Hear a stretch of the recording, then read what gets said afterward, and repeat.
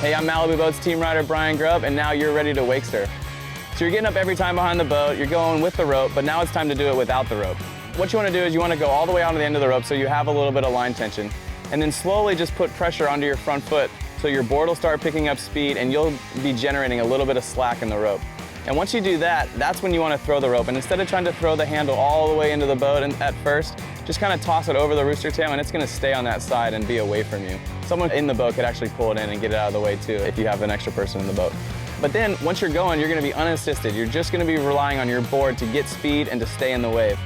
And I've talked about the sweet spot a little bit, and that's basically the part of the wave where you have the nice steepness there to get speed, but you can also move forward and back, okay? So you don't want to be too close to the boat and right on the swim platform, and you don't want to be too far back where you're kind of behind the curl of the wave, you know, where you can get stuck. So you want to be kind of in between there. There's about a 10 or 12 foot section on most boats where you can kind of move back and forth and kind of work it and start to do some moves and stuff there. So you want to stay in that sweet spot, and you know, you want to think about having that gas and that brake closer to the boat, and you want to get some speed towards the boat. You put your weight on your front foot, or you kind of move your upper body over your front leg. So that's one way of moving towards the boat.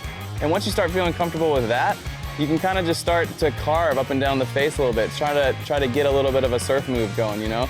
Go to the top of the wave and then kind of push on your toes as you kind of use that transition to get speed and create some momentum towards the boat. And you can kind of just get in a nice little rhythm of, you know, going up and down the wave and just kind of stay right there in that pocket and stay right in that sweet spot.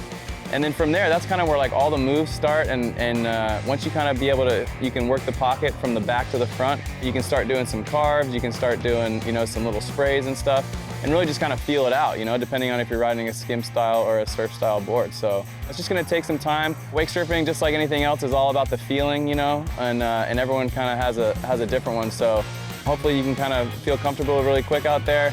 Don't worry about falling. You're going to fall a lot wake surfing, but every time you fall, you're going to learn something about what you're doing out there. So just keep going, keep getting on the water, and yeah, just try to stay right there in that sweet spot and in the wave.